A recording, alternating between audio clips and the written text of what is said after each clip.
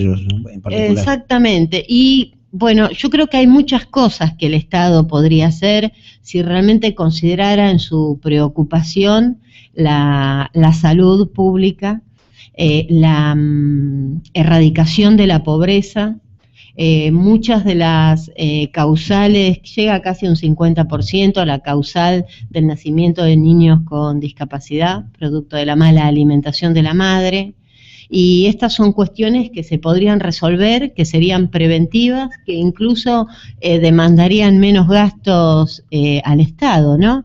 O sea que es un tema sentido, pero es un tema en donde yo creo que en estas políticas públicas el Estado puede hacer muchas cosas con las leyes que ya existen, que ya están vigentes en el país, porque el solo hecho de que nuestra Constitución Nacional incorpore la Convención Internacional de los Derechos de las Personas con Discapacidad, ahí están incluidos un montón de aspectos que con eso solo, si nosotros lo tuviésemos en cuenta cuando hacemos un edificio, cuando hacemos el pavimento nuevo, cuando creamos un hospital, estaríamos sin costos adicionales, pues no tendríamos que romper y volver a hacer, estaríamos garantizando una mejor condición para las personas con discapacidad. Acá en Capital Federal, por ejemplo, que no se ha adherido al Certificado Único de Discapacidad,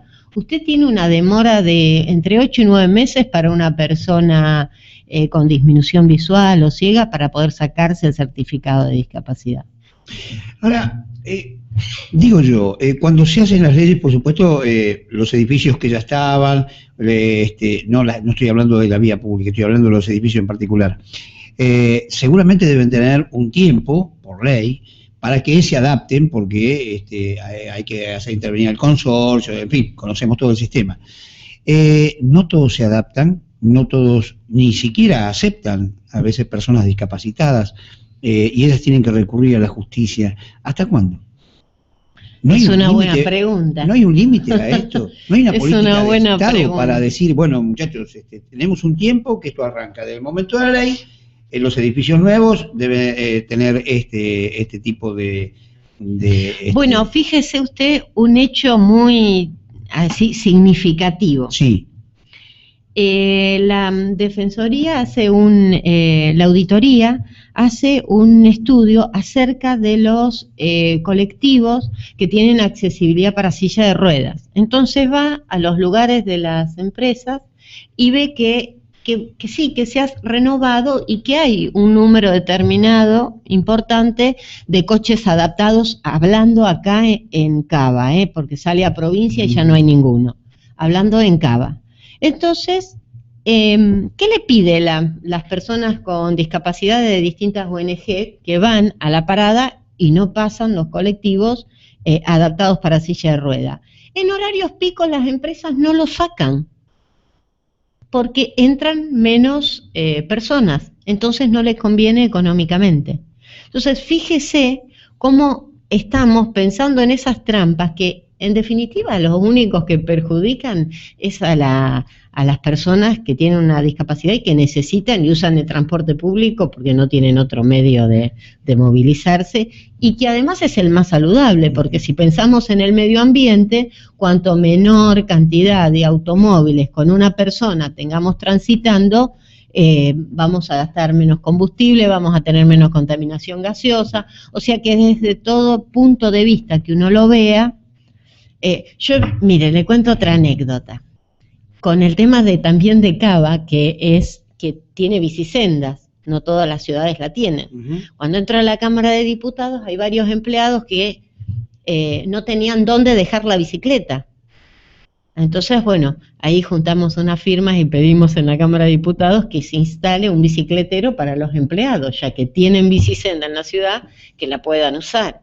Digo yo que a veces también es el tenerlo presente, ¿no? Cuando uno dice visibilizar la situación, es que en el momento que uno va a hacer una obra, se tengan en cuenta todos los aspectos y se piense no solamente hacerla y terminarla para decir que se hizo, sino que eso que se está haciendo le sirva a la mayor cantidad de ciudadanos y ciudadanas posibles, ¿no? Además, lo que plantea la diputada Gabriela Troyano tiene que ver también con la responsabilidad que nos corresponde, nos compete a cada habitante, no solamente a los ciudadanos, a cada habitante, para exigir que se cumplan con las normas, que se cumplan con las leyes. Y que ni siquiera uno pide que sea determinante de un momento para otro. En el tema de los colectivos se pide, bueno, cuando hay momentos de renovación de vehículos, que los vehículos nuevos sean accesibles. Si nosotros, digamos, tomamos una política de esta naturaleza, vamos a ir avanzando paulatinamente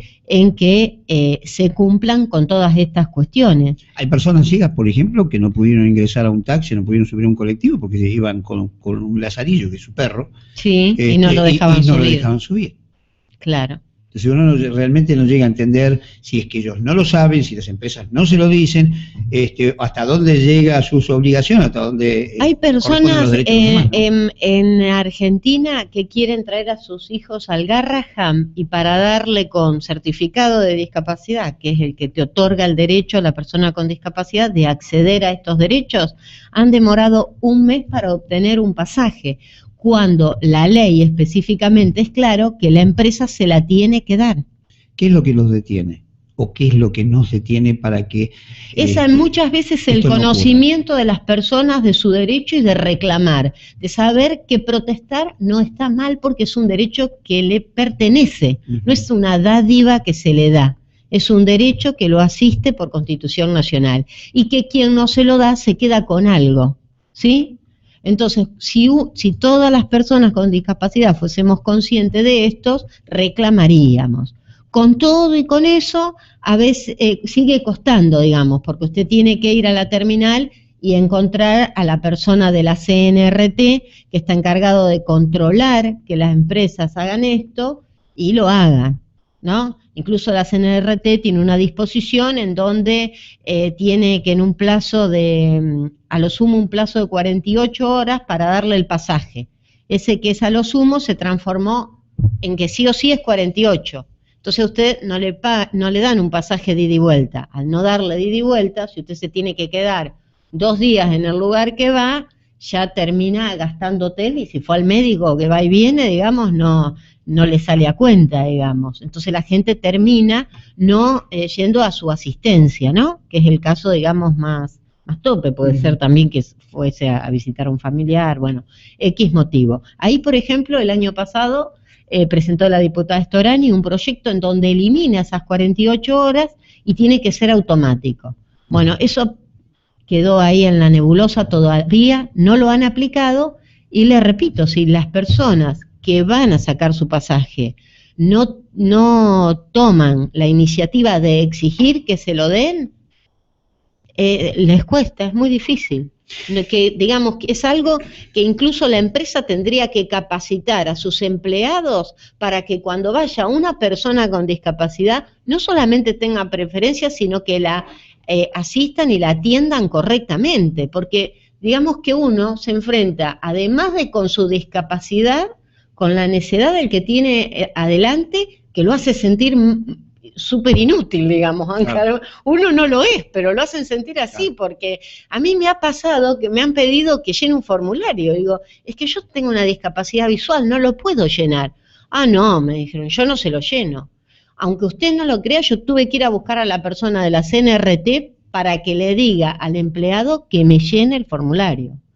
Y después le dije al muchacho, esto es una cuestión de humanidad, no tiene que estar explícito en ninguna ley siquiera. Vos, digo, tendrías que estar capacitado como para atender a una persona y asistirla. Pero bueno, no, digamos, después de lo que pasó el otro día en la Comisión de Discapacidad, yo digo, bueno, también es entendible que en otros ámbitos pasen todas estas cosas, ¿no?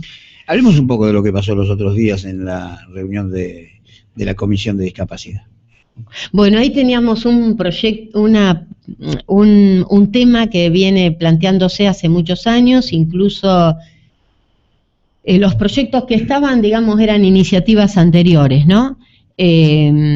en donde se pedía que se reconozca el lenguaje de señas como la lengua natural de las personas sordomudas. Este era un proyecto que había iniciado en su momento de Petris y de Genaro, y Víctor de Genaro.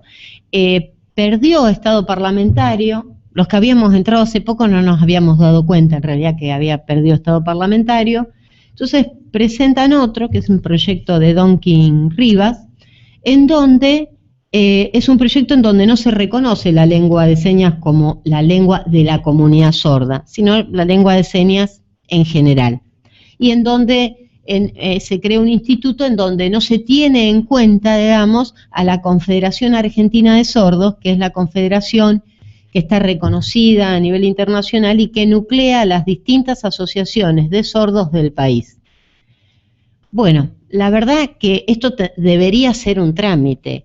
Para que se dé una idea, Irán tiene este reconocimiento desde el año 1928.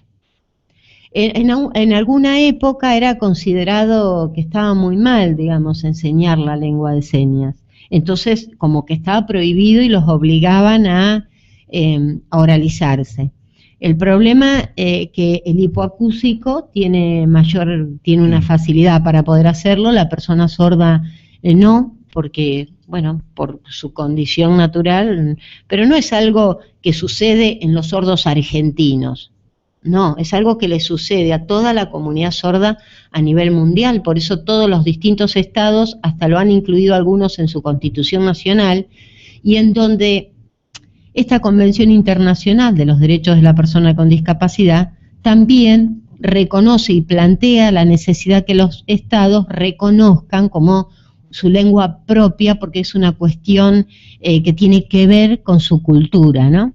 Así que, bueno, se inició un debate de eso porque algunos planteábamos la necesidad de hacerle algunas modificaciones que eran, además de esto, que se reconozca como lenguaje de la comunidad sorda, que el instituto que se creaba esté en el orden del Ministerio de Cultura o de Educación, porque ellos lo querían poner en el orden de la Comisión Nacional de Discapacidad, y no era inherente digamos, a un problema de discapacidad, sino que era un problema que es una lengua diferente, ¿no? Y además porque en la conformación del instituto no había dentro de los integrantes representantes de los sordos, que debería ser, digamos, tendría que haber, además de los representantes de lingüistas, también gente de la comunidad sorda. Así que bueno, eso fue un poco el tema que se debatió y finalmente terminamos en despacho de mayoría y de minoría.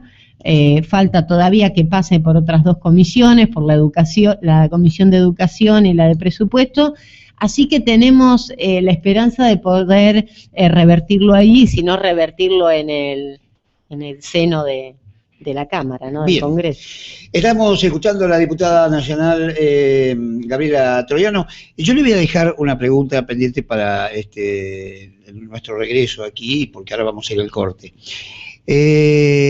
Usted es docente en su vida no política y me gustaría saber cuáles son los proyectos que seguramente llevaría a la Cámara o lleva a la Cámara de Diputados en relación a muchas cosas, porque este gobierno hubo cosas que las hicieron bien en el tema educativo, por ejemplo la ampliación de lo que era la obligación del estudio a la escuela primaria, llevarlo a la secundaria, etcétera, etcétera.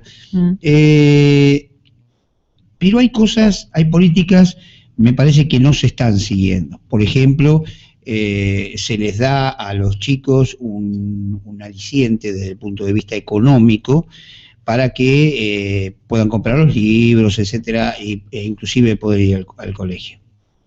Pero esto no se sigue en el lugar que debería seguirse, es decir, la escuela, al punto tal de saber si esos chicos van a la escuela, si están cumpliendo con sus obligaciones, o por el contrario, no van nunca y bueno, se inscriben y nadie después sigue si estos chicos se siguen yendo, si no siguen yendo, qué se hace con ellos. Es decir, hay tela ahí para hablar, hay mucha tela. Hay mucha tela para hablar porque me parece que no hay una verdadera política de Estado en el tema educativo.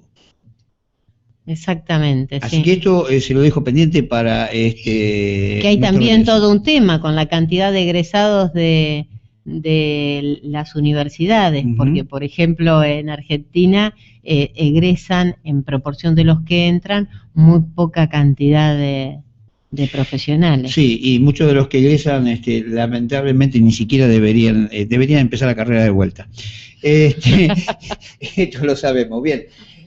Marco, vamos a ir contigo y regresamos en esto que ha sido dado a llamar Estado Ciudadano, como siempre, por LRI AM 1220, Cadena Eco para todo el país.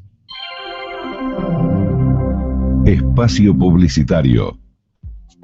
La última generación de instrumental de medición en automóviles de competición los fabrica y distribuye JMH Competición.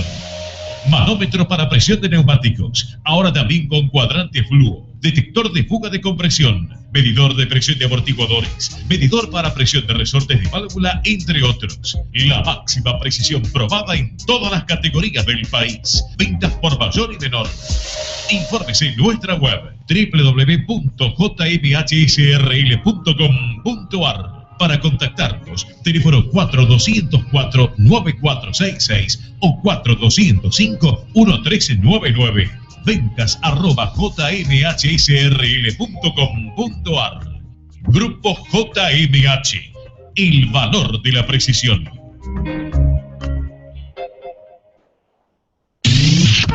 Cadena de Radio Eco. Espacio publicitario. Tu radio también está en derradios.com. www.derradios.com. El sitio latino de radios. Hasta aquí, espacio publicitario.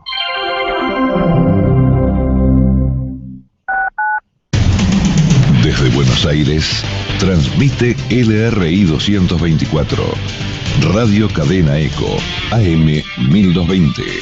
La radio en todo el país.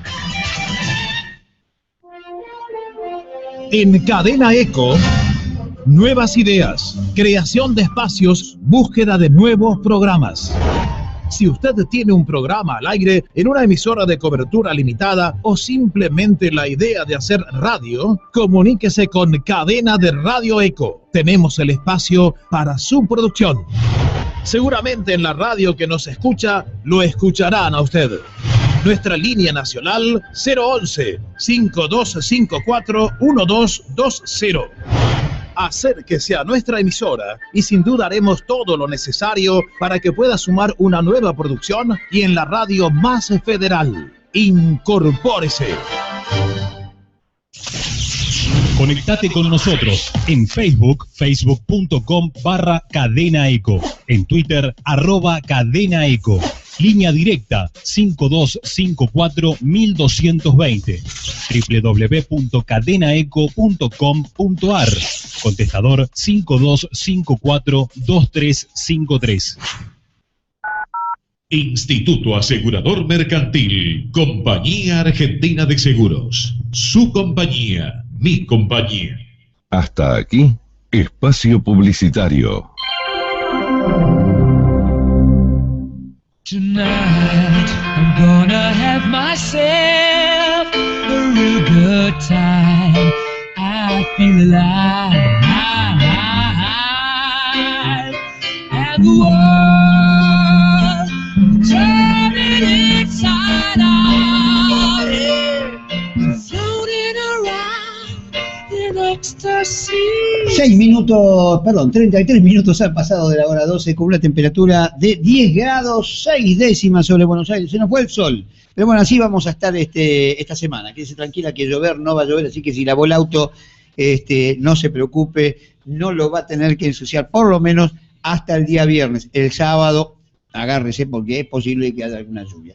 Seguimos aquí con la diputada nacional Gabriela Troiano, Partido Socialista, hoy en UNEN. Y le preguntábamos a ella precisamente sobre lo que tiene que ver con una política de Estado que tiene que ver con la educación en la Argentina. ¿Y cómo estás viendo este tema? Es decir, ¿qué es lo que considerás que está bien y qué es lo que vos considerás que este gobierno debería hacer para resolver? Porque nos pasan cosas que son increíbles. Tenemos un Ministerio de Educación de la Nación que no tiene escuelas.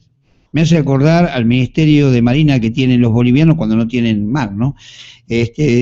Realmente nos llama poderosamente la atención, pero bueno, así Yo está. creo que lo más importante es ser conscientes de la responsabilidad en las cuestiones que uno va asumiendo, que no pasa porque la ley sea excelente, porque la ley de educación no es mala, digamos, pero el problema es que cuando se lleva a cabo hay un montón de cuestiones que no se tienen en cuenta y que también pasan por tener un mecanismo de diálogo, de formación, del nuevo paradigma que significa la educación en estos tiempos y que los chicos se entusiasmen por ir a la escuela, que tengan ganas de ir a la escuela, de aprender, y esto es una responsabilidad en donde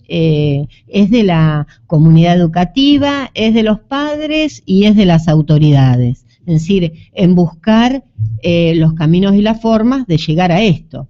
Yo recuerdo que cuando se asume la gobernación de la provincia de Santa Fe, lo primero que se hace es convocar una asamblea a la comunidad educativa para ver qué cuestiones veían que estaban bien, qué cuestiones estaban mal, cómo las podían encarar, para mejorar el sistema, en qué se sentían los docentes que les faltaba formación. Y en este proceso en donde todos asumían sus responsabilidades, en el camino que tomó la educación en Santa Fe fue, y es muy importante, ¿no?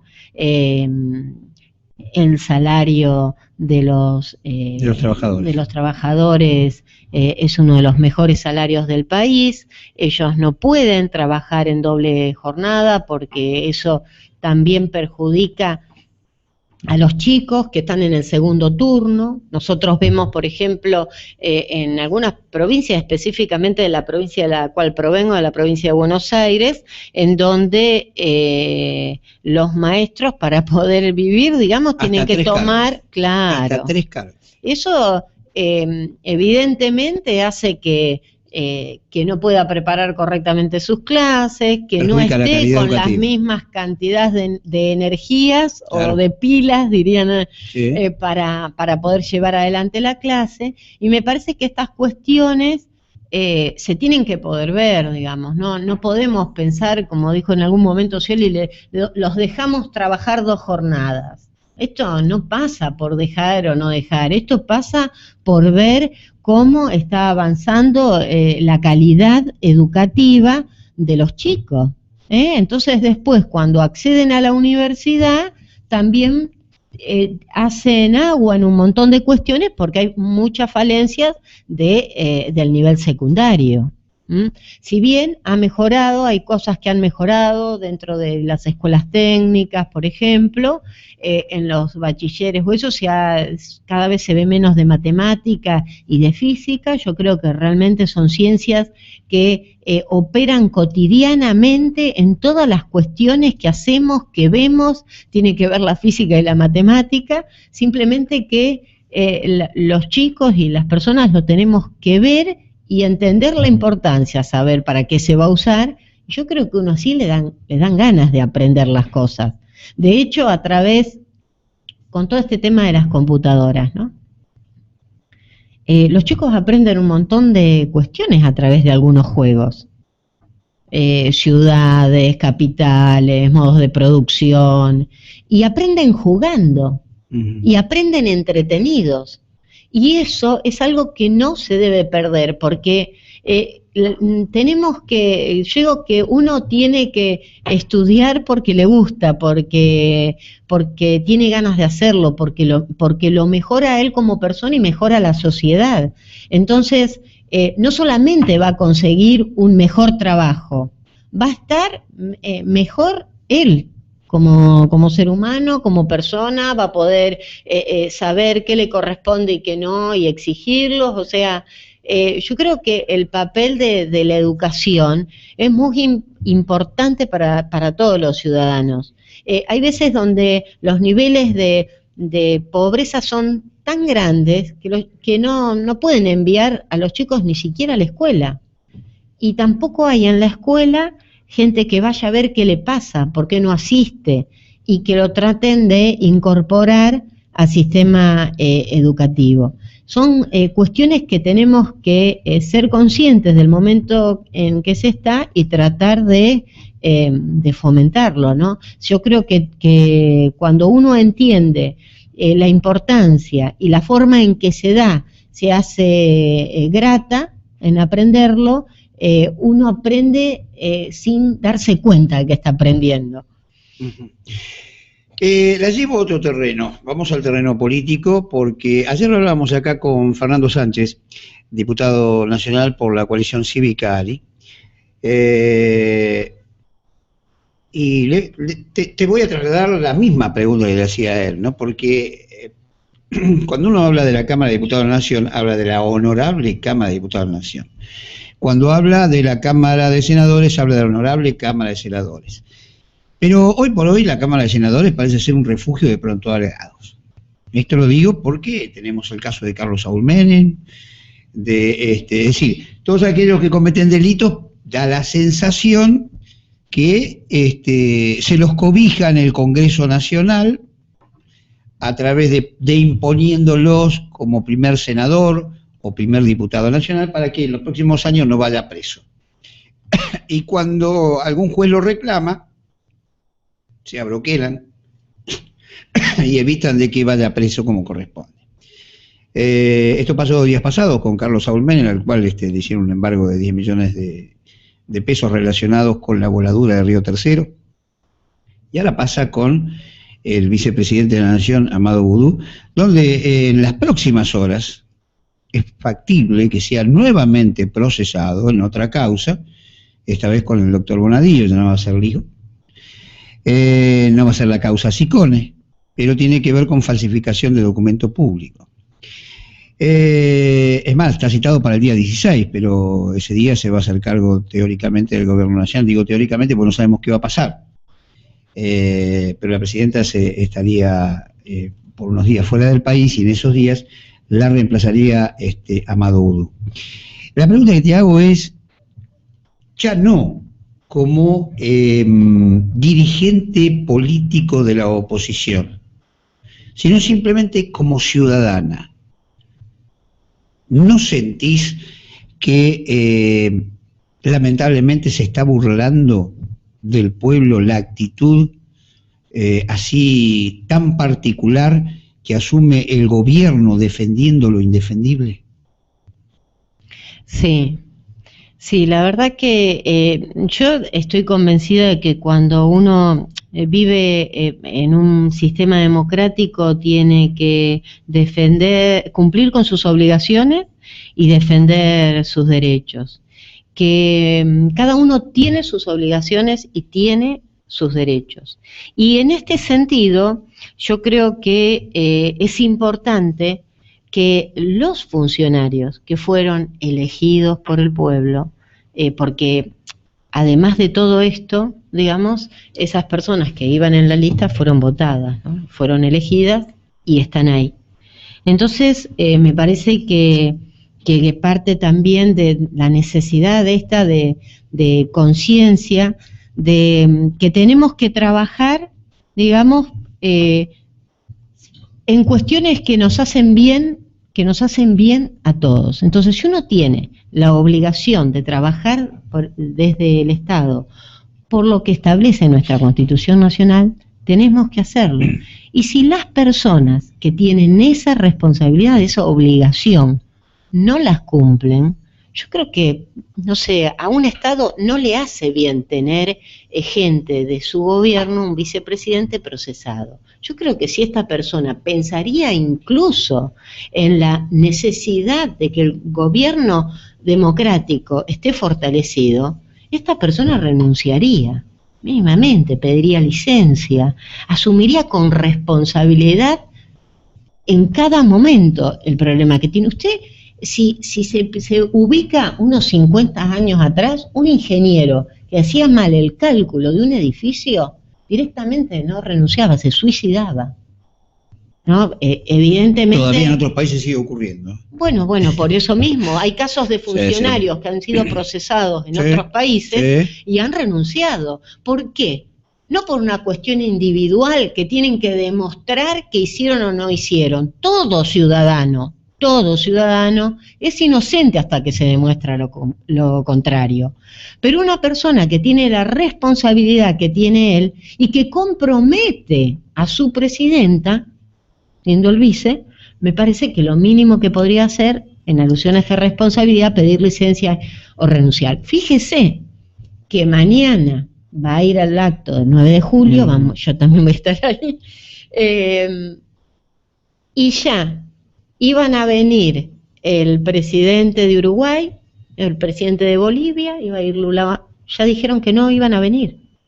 O sea, nadie quiere sacarse la foto frente a un procesado. Bueno, yo digo, fíjese hasta cuánto es el nivel de daño si usted se toma el trabajo incluso de mirar los diarios de la región, lo que publican otros, digamos, yo creo que, por eso hablo de responsabilidades, todos somos inocentes hasta que se muestra lo contrario, pero todos, Y nosotros, la verdad que tendríamos que tener la misma celeridad con que detenemos y juzgamos a una persona que por necesidad, porque se queda sin trabajo, va a cortar una calle, lo meten preso a los 2 minutos. En cambio, acá tenemos gente, bueno, usted lo nombró al riojano, no yo. Yo sé que tiene que irse, así que la voy a dejar liberada, pero quiero cerrar este programa con usted en el día de hoy. Simplemente con una reflexión, porque esto que estábamos hablando recién también tiene otras aristas, no vamos a nombrar todas, pero el caso del juicio a Campagnoli, la primera vez en la historia, creo, donde se procesa a un fiscal que investiga. Por eso le cuando decía, esa es la verdadera no sé, función, ¿no? No sé si Ahora, usted me escuchaba la otra vez, que yo decía, es un mensaje mafioso. Exactamente. Ahora, al margen del mensaje mafioso, ¿qué puede pasar por la cabeza de la señora presidenta que no se está dando cuenta que está encubriendo un delito? Y eso se lo tendríamos que preguntar, pero ahora está sin voz. Así que no podemos. ¿Usted cree? Y lo dejamos ahí.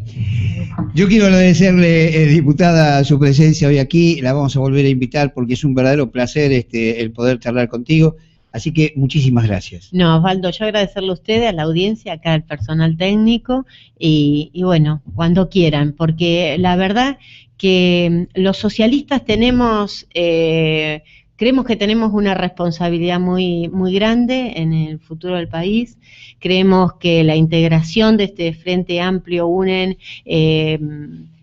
con la composición que se viene dando, con el trabajo que se viene dando, es una fortaleza para nuestro país, que tenemos que poder valorarla como tal y aportar hacia solucionar los temas. Necesitamos darle trabajo a la gente, necesitamos darle educación a la gente, seguridad, que las personas puedan ir y volver tranquilas de su trabajo. Esto no es una utopía, esto se da en muchos países, así que me parece que los argentinos, que hemos sido ejemplo en el mundo de un montón de cuestiones, hemos sido foro en la parte universitaria, tenemos que ponernos todos juntos a trabajar por esto y bueno, hay que hacerlo, y estamos convencidos de que lo podemos hacer. Muchísimas gracias, diputada. Gracias. Ha sido la diputada nacional Gabriela Troiano del Partido Socialista hoy en UNEN. Espacio publicitario. La última generación de instrumental de medición en automóviles de competición los fabrica y distribuye JMH Competición. Manómetro para presión de neumáticos, ahora también con cuadrante fluo, detector de fuga de compresión, medidor de presión de amortiguadores, medidor para presión de resortes de válvula, entre otros. La máxima precisión probada en todas las categorías del país. Ventas por mayor y menor. Infórmese en nuestra web www.jmhsrl.com.ar. Para contactarnos, teléfono 4204-9466 o 4205-1399. ventas@jmhsrl.com.ar. Grupo JMH, el valor de la precisión. Instituto Asegurador Mercantil, Compañía Argentina de Seguros. Su compañía, mi compañía. Hasta aquí, espacio publicitario. Tonight I'm gonna have myself 49 minutos han pasado de la hora 12 en este martes de primeros días de julio, con una temperatura en este momento de 12 grados y una sensación térmica de 11 grados 4, en un día donde a partir de las 5 de la tarde va a haber fútbol, que es pasión de multitudes. La gente que quiere comunicarse con nosotros lo puede hacer. Yo no utilizo mucho el teléfono porque no quiero desperdiciar los minutos que me parece que son válidos para las entrevistas. Les comento, mañana va a estar el presidente de la Asociación de Empresarios Gallegos en la Argentina, Osvaldo Méndez. El jueves va a estar aquí presente el presidente del Partido Izquierda Unida, Jorge Altamira, y el día viernes cerramos la semana con la presencia del senador mandato cumplido, senador nacional mandato cumplido, interventor de Formosa, interventor de Tucumán, interventor en la provincia también de Chaco, y dirigente gremial, Oraldo Britos. Y vamos a estar hablando con él de un tema que nos preocupa a todos y que tiene que ver con, se van a unir los dirigentes sindicales, es decir, si defienden los intereses obreros, ¿por qué están unos en la CGT Rosadita, los otros en la CGT Azopardo, los otros en la Suriblanca, aunque estos últimos dos ahora sí se juntaron?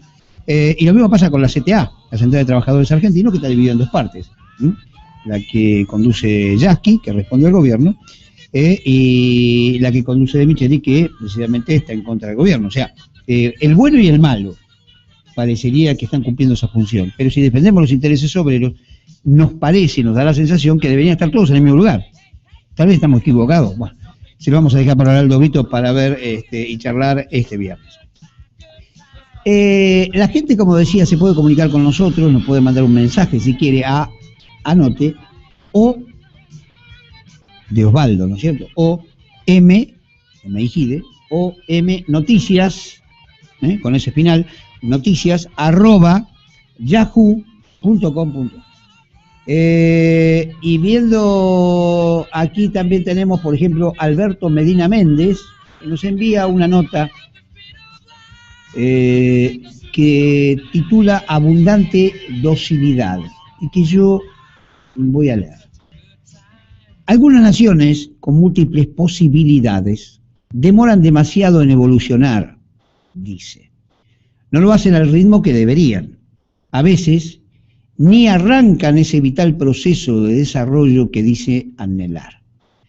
En varios de esos países, las riquezas naturales están por todas partes y las oportunidades disponibles son excesivamente evidentes.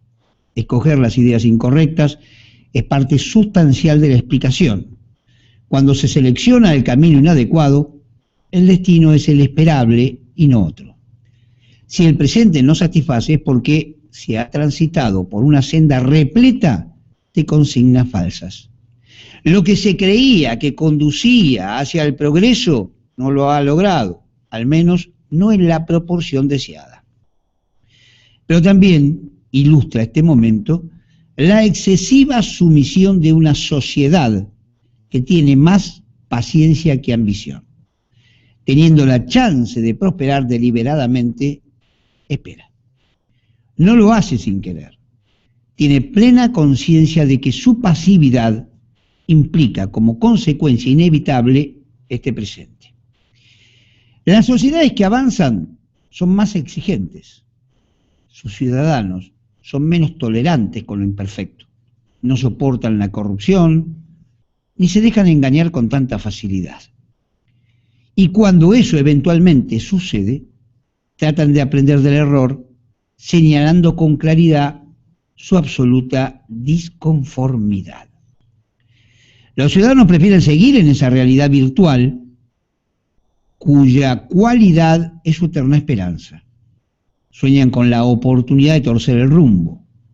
Piensan que se presentará casi mágicamente esa ocasión. Siguen creyendo en la ilusión de que la democracia que tanto veneran sirve por sí misma para superarse, sin comprender que es funcional solo si la actitud cívica es la apropiada. El cambio solo ocurrirá cuando se modifique sustancialmente la postura de los ciudadanos. La política no es más que una mera extensión de la vida en comunidad. Cuando la ciudadanía abandone la comodidad del silencio y deje de mirar para otro lado frente a cada despropósito, será entonces la ocasión de dar el giro tantas veces reclamado, pero casi nunca exigido. Es la sociedad la que debe liderar este proceso de cambio y no la actividad política. Cuando la comunidad decida ser impiadosa con el error de sus dirigentes, será entonces tiempo de cambiar la historia. Antes, imposible. Los ciudadanos de los países que han dado pasos firmes en el sendero acertado son menos obedientes. Y eso se verifica no solo en el campo de la política, sino en lo cotidiano. Ellos son habitantes que esperan más de sus semejantes. Exigen excelente trato si son clientes, respeto en todas las relaciones interpersonales y también exigen amabilidad en sus vínculos personales. Quien no se ajusta a estas reglas no consigue desarrollarse. No es una obligación formal, sí una norma no escrita de convivencia que permite valorizar a los mejores y relegar a los que no son parte de esa dinámica. Esa conducta frente a todo no garantiza elegir el camino correcto, ni siquiera a la hora de optar por las ideas necesarias para prosperar, pero asegura que ante el fracaso se tiene capacidad de aprendizaje. No se trata de encontrar un método infalible, de hecho no existe tal cosa como el mundo de las certezas en esto de tomar decisiones. Justamente por eso importa tanto tener el talento de maniobrar, para lo cual resulta central darse cuenta, asumir el error y reacción a la velocidad precisa para retomar la ruta que lleva hacia los objetivos esperados. No es tarea sencilla semejante desafío. Volverse exigente es una gimnasia que empieza siendo individual para luego convertirse en una característica social que se difunde por etapas y que resulta irresistible. No hay que caer en el derrotismo de suponer que es imposible, mucho menos en la trampa de asumir con resignación que solo es mero atributo cultural incorregible. De hecho, quienes pasan de residir en comunidades mansas para luego radicarse en otras más rigurosas, aprenden con rapidez las nuevas reglas y se apropian de esa rutina con total y absoluta convicción. El primer paso es asumir el problema, entenderlo, comprenderlo en toda su dimensión, para luego intentar convertirlo en un hábito, replicarlo en el entorno e instalarlo como costumbre natural en la vida en comunidad. La clase política seguirá haciendo de las suyas si la sociedad no revisa sus actuales paradigmas. Ellos pueden manipular todo, mentir de modo serial, abusar de su poder, asignarse privilegios y delinquir crónicamente sin siquiera ofrecer algo como compensación. La calidad de los dirigentes se transforma solo cuando la gente es capaz de expulsar a los peores y desde entonces lidiar únicamente con los que cumplen con cierto estándar. Si se desea progresar, si realmente se espera vivir una sociedad mejor, habrá que hacer los deberes primero. Una postura cívica responsable antecede a lo que se espera conseguir. Cuando la regla general es dejarse aplastar de forma cotidiana, permitir el saqueo como experiencia diaria y la propuesta permanente es seguir lo mismo. El resultado está a la vista. Una parte relevante de ese gran cambio que todos pretenden pasa por dejar de lado esta patética historia de abundante docilidad. Y la firma Alberto Medina Méndez. Totalmente de acuerdo con lo que dijo Alberto. Realmente me parece muy bueno, la elegí porque realmente me pareció con mucha altura y nos mostró un cuadro muy particular de lo que es esta sociedad en la que vivimos. Bien, nosotros ya estamos cerrando nuestro programa del día de la fecha. Hemos tenido aquí la presencia de la diputada nacional Gabriela Troiano, Partido Socialista, dirigente hoy en UNEN, con la cual hemos hablado de temas que tienen que ver con la discapacidad, hemos hablado de lo que tiene que ver con la educación y, por supuesto, de lo político. Así que, si Dios quiere, estaremos nuevamente mañana aquí, a partir de las 12 del mediodía, en esto que ha sido a llamar Estado Ciudadano. Como siempre, con la presencia, sí, ya mañana de Marcelino García Rosado, que no estuvo aquí con nosotros, pero mañana sí lo estará. Nos vamos. Le deseamos que pase un hermoso día, tal como está, con solcito, por lo menos. Nosotros terminamos el programa y sale el sol nuevamente, pues sabe que nos va a recibir.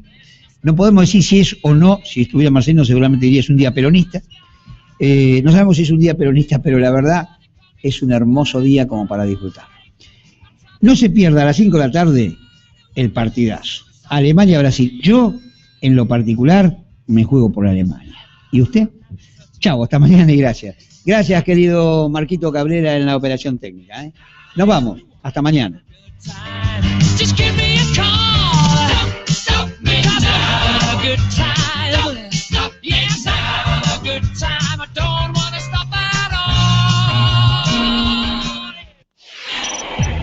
Cadena ECO en el mundo, a través de www.cadenaeco.com.ar. www.cadenaeco.com.ar. Ahora, Radio Cadena ECO Noticias.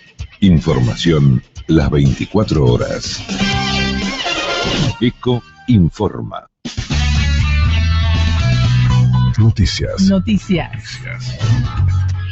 Telam Mundial Brasil 2014. Hoy comienzan a disputarse las semifinales de este Mundial Brasil 2014, con el encuentro que disputarán el local Brasil frente a Alemania a partir de las 17 en el estadio Mineirao de Belo Horizonte. El equipo verde-amarelo llega golpeado por la ausencia de su crack Neymar, quien sufrió la rotura de la tercera vértebra lumbar, y de su capitán, Thiago Silva, ausente por acumulación de amarillas. Luis Felipe Scolari aseguró que tiene los 11 titulares, pero se reservó los nombres que presentará este martes en la semifinal, aunque prometió mostrar algo distinto para hacerle daño a los teutones. Desde Río de Janeiro, Quique Duplá, Radio Telam. Sociedad. El río Paraná subió 2 centímetros en la costa de la ciudad de Santa Fe. El cauce llegó a los 4 metros 92 centímetros, todavía muy por debajo de la altura de alerta, que es de 5 metros 30, y de evacuación, que es 5 metros 70. En tanto, el Centro de Operaciones de la Municipalidad de la ciudad de Santa Fe reiteró que hay 10 familias evacuadas. Las autoridades continúan monitoreando el sistema de defensas y las estaciones de bombeo. Tránsito. En la provincia de Buenos Aires se habilitó la circulación con suma precaución en la Ruta Nacional 228 entre los kilómetros 70 y 89. Sería entre Paraje Energía y la rotonda El Pescado. Se debe circular con cuidado. El tránsito estuvo cortado por la presencia de agua en la calzada por las intensas lluvias. En estos momentos circulan vehículos livianos y pesados a baja velocidad. Por otro lado, en la provincia del Neuquén, en la Ruta Nacional 40, entre el empalme con la Ruta Nacional 231 y el acceso a Villa Traful, se debe circular con precaución. La calzada se encuentra húmeda y resbaladiza. Se recomienda acatar las indicaciones de señalización. Romina Wiener, Prensa, Vialidad Nacional. Telam. Radio Cadena ECO Noticias. 24 horas informando.